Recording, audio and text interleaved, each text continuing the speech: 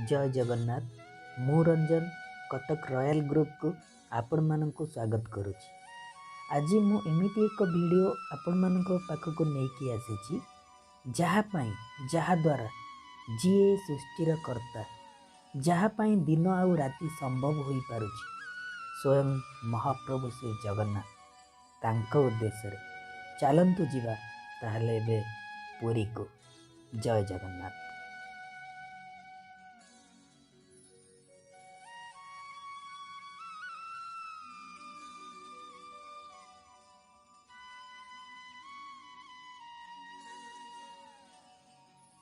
हाय सांग माने, आज आम 4 जन सांग एकाठी होइचु। जगा डाकिछि आमे बाहरिलु।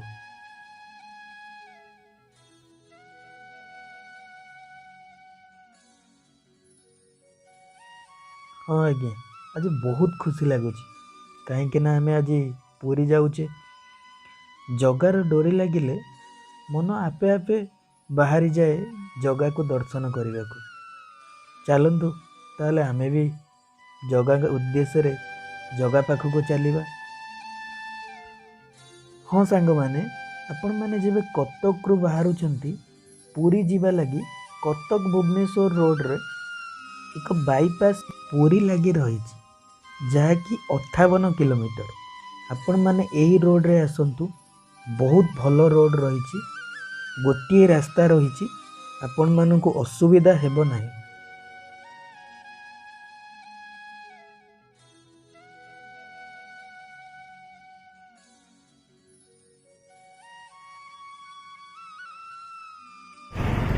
हाय फ्रेंड्स, शुभ संध्या। जय जगन्नाथ।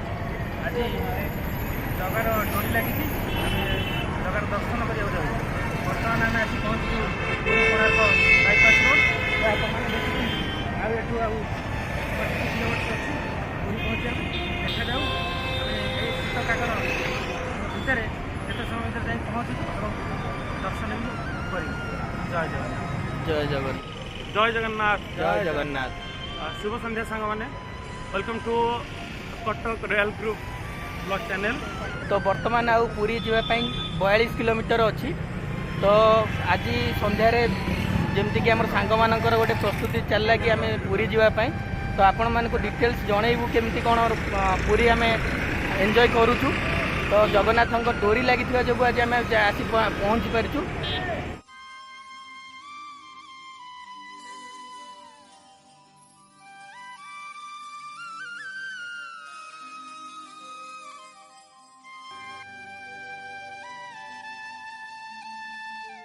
हाँ आज्ञा, आपण माने जेतेबेले जगन्नाथ पाखक आसुचंती बाटरे बाटमंगला मंदिर रही दर्शन करने को जमार भूलिबेनी। कुआ जाए ब्रह्मा जेतेबेले जगन्नाथ को देखा करने को आसीथिले सेतेबेले से शून्यता अनुभव कले। सही समय रे माँ बाटमंगला आविर्भाव होई तांको जगन्नाथ आड़ को पथ प्रदर्शित करथिले, जहा द्वारा ब्रह्मा जगन्नाथ पाखरे पहुँचिले। तेबे आसंतु आमे एई बाटमंगलांकर दर्शन करिबा। देखंतु माँ किभଳି भाବରେ सजेई होई रहिछि, भक्त माने दर्शन करुचंती।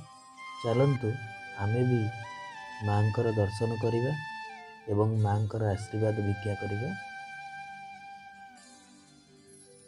मु माँ बाटमंगला कमिटी को धन्यवाद देवी, जो भली भाव से शांति श्रृंखलार सहित भक्त मानू मांकर दर्शन कराई पारुछंती।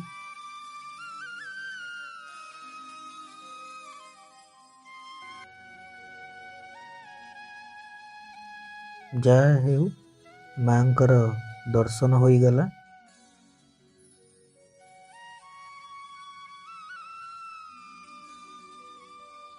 मां लगी भक्त माने एठारे दीपदान करुछंती। चलंतु ताहले एबे आमे आगु को जीवा।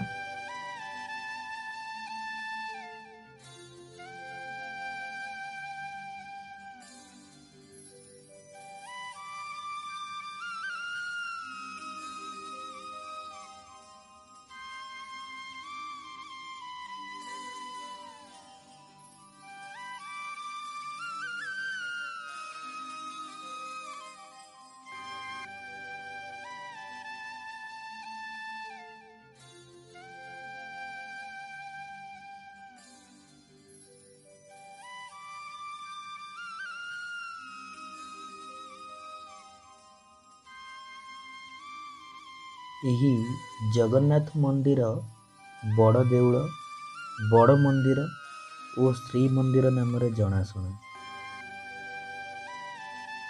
ଏହି ମନ୍ଦିରଟି ଗଙ୍ଗବଂଶର ରାଜା ଚୋଡ଼ଗଙ୍ଗ ଦେବଙ୍କ ଦ୍ୱାରା ଆରମ୍ଭ ହୋଇଥିଲା ଏବଂ ରାଜା ଅନଙ୍ଗ ଭୀମ ଦେବଙ୍କ ଦ୍ୱାରା ସମ୍ପୂର୍ଣ୍ଣ ହୋଇଥିଲା। ହଁ ଆଜ୍ଞା, ଏହି ଯେଉଁ ପାଚେରୀଟି ଆପଣମାନେ ଦେଖୁଛନ୍ତି, ଏହା ମେଘନାଦ ପାଚେରୀ କୁହାଯାଏ, ଯାହା ଗଜପତି କପିଳେନ୍ଦ୍ର ଦେବ ନିର୍ମାଣ କରିଥିଲେ। କୁହାଯାଇଛି ବଡ଼ ଦେଉଳର ଅଗ୍ନିକୋଣରେ ରୋଷଶାଳା ରହିଛି, ଯେଉଁଠାରେ ମନ୍ଦିର ନିର୍ମାଣ କାଳରୁ ଅଗ୍ନି ପ୍ରଚଳିତ ହୋଇ ଆସୁଛି। ମନ୍ଦିରଟି ସମୁଦ୍ର ନିକଟରେ ଅବସ୍ଥିତ, କିନ୍ତୁ ଏଠାରେ କୂପ ଖୋଳିଲେ ଲୁଣ ପାଣି ନ ଝରି ମଧୁର ଜଳ ବାହାରୁଛି। ବାଃ ଜଗା, ତୋର ଇଏ କି କୃପା! ଆପଣମାନେ ଦେଖୁଛନ୍ତି ଶ୍ରୀମନ୍ଦିରରେ ନୀଳଚକ୍ର ରହିଛି। ଏହି ନୀଳଚକ୍ରର ଉପରେ ପତିତପାବନ ବାନା କିଭଳି ଫରଫର ହୋଇ ଉଡ଼ି ଭକ୍ତମାନଙ୍କୁ ତା ଆଡ଼କୁ ଟାଣି ଆଣୁଛି, ପାପୀଙ୍କୁ ଅଭୟ ପ୍ରଦାନ କରୁଛି। ସତରେ ଜଗା, ତୋର ବିଚିତ୍ର ଲୀଳା।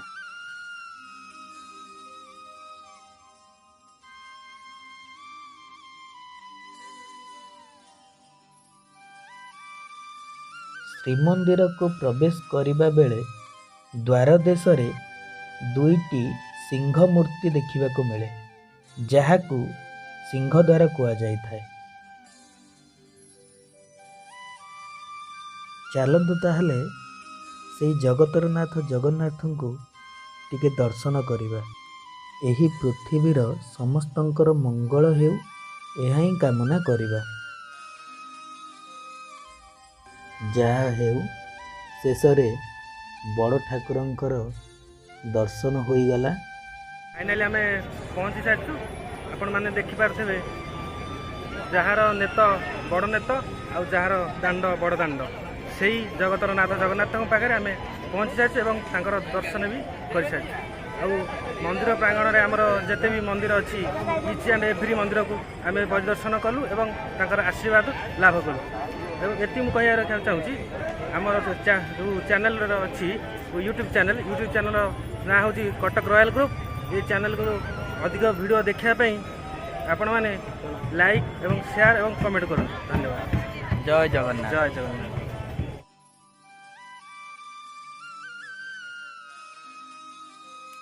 ଆପଣମାନେ ଶୁଣିଥିବେ 22 ପାହାଚର କଥା। ଭାନୁଦେବ ନାମରେ ଜଣେ ନିଃସନ୍ତାନ ରାଜା ଜମ୍ବେଶ୍ୱରଙ୍କୁ ଆରାଧନା କରି ସୁନ୍ଦର ପୁତ୍ରଟିଏ ଲାଭ କରିଥିଲେ। କିନ୍ତୁ ଜାତକ ତିଆରି କଲାବେଳେ ରାଜା ଜାଣିବାକୁ ପାଇଲେ ତାଙ୍କ ପୁତ୍ରର ଆୟୁଷ ମାତ୍ର 22 ବର୍ଷ। ରାଜା ପୁନଶ୍ଚ ଜମ୍ବେଶ୍ୱରଙ୍କୁ ଆରାଧନା କଲେ। ଜମ୍ବେଶ୍ୱର ରାଜାଙ୍କର ଭକ୍ତିରେ ସନ୍ତୁଷ୍ଟ ହୋଇ ଶ୍ରୀମନ୍ଦିର ଭିତରେ 22 ପାହାଚ ନିର୍ମାଣ କରିବାକୁ ଆଜ୍ଞା ଦେଲେ। ରାଜା 22 ପାହାଚ ନିର୍ମାଣ କରି ତାଙ୍କ ସନ୍ତାନର ଆୟୁ ବୃଦ୍ଧି କରାଇଲେ। ସେଥିଲାଗି ଶ୍ରଦ୍ଧାଳୁମାନେ ନିଜ ନିଜ ପିଲାମାନଙ୍କର ଆୟୁଷ ବୃଦ୍ଧି ନିମନ୍ତେ 22 ପାହାଚରେ ଗଡ଼ାଇ ଦେଇଥାନ୍ତି।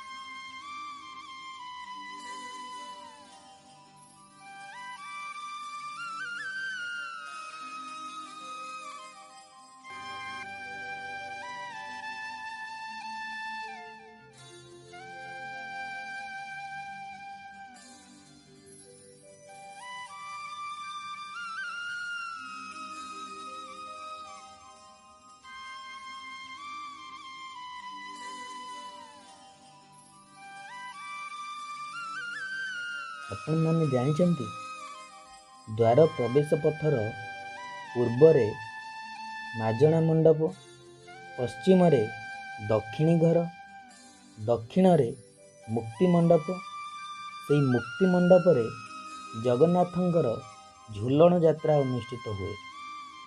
ମୁକ୍ତି ମଣ୍ଡପର ପଶ୍ଚିମ ଦିଗରେ ଶ୍ରୀ ନୃସିଂହ ମନ୍ଦିର ଏବଂ ପୂର୍ବ ଦିଗରେ କ୍ଷେତ୍ରପାଳ ମନ୍ଦିର ରହିଛି। ମନ୍ଦିର ମଧ୍ୟରେ ମା ବିମଳା, ମା ଲକ୍ଷ୍ମୀ ପୂଜା ପାଉଛନ୍ତି। ଏହି ଶ୍ରୀମନ୍ଦିର ମଧ୍ୟରେ ବହୁ ଦେବାଦେବୀଙ୍କୁ ପୂଜା କରାଯାଇଥାଏ। ଆପଣମାନେ ଆସନ୍ତୁ, ଦେଖିଲେ ବହୁତ କଥା ରହିଛି, ଜାଣିପାରିବେ।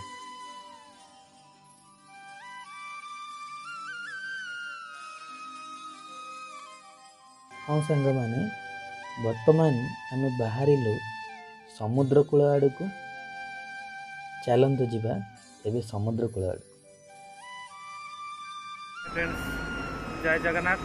बर्तमान आम जगन्नाथ दर्शन सारी सी बीच आसू जहाँकि बड़दान ठार प्राय 2 किलोमीटर पाखापाखि हम आम बुलाबुली करूँ। प्राय लेट नाइट प्राय दर्शक सब चलीगला कम लोक अच्छा तथापि आम ये बहुत एंजॉय कलु एवं एंजॉय सारिकी फेरबू। बहुत राति होगा ये कही रखुच्छी। धन्यवाद। जय जगन्नाथ। तो बहुत शीतर आमर जड़े सांग आसते देवाशीष महापात्र देखो से बहुत कमी जाकी जुकी होती है। बर्तमान से पूरा माने अर्थ हो गले जीवाई तो सो से बर्तमान आम कि पचारू से भूले जैकेट आनी ना ठंडार केमी कौन अनुभव कर सो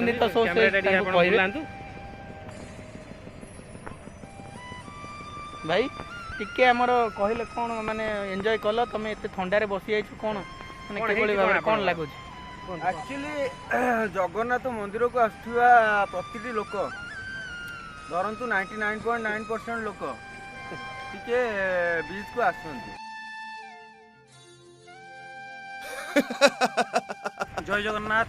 सतरे सांग माने जगतरनाथ जगन्नाथ तांकर जो डोरी लगे कि सत कि शीत कि खरा किसी भी अनुभव करी हुए।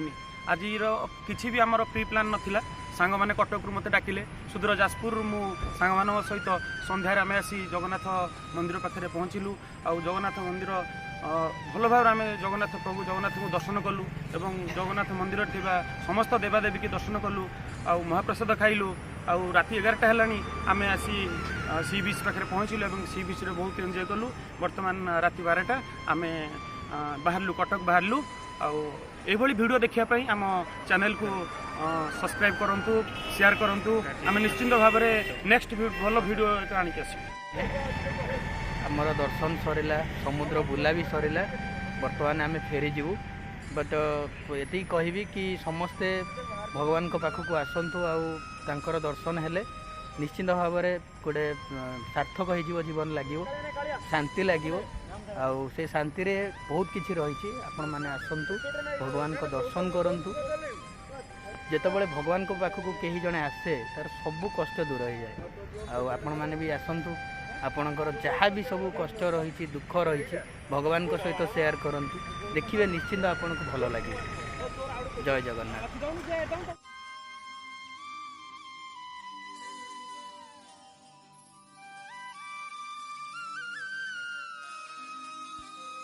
ठंडा दिन में राति रे गाड़ी चलाइबा टिके कष्टकर। ସେଥିପାଇଁ ଆମେ ସାଙ୍ଗମାନେ ମିଶି ଚା ଟିକେ ପିଇଦେଲୁ। ଗୋଟେ ଖୁସି ଆଉ। ହଁ ସାଙ୍ଗମାନେ, ଏବେ ଆମେ ଚାଲିଲୁ।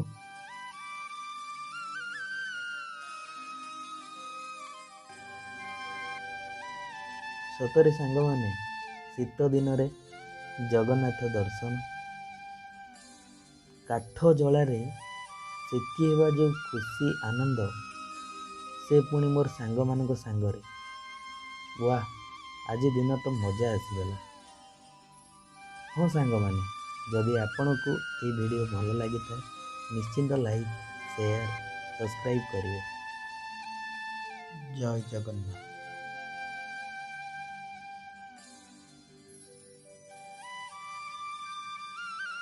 कहीं भी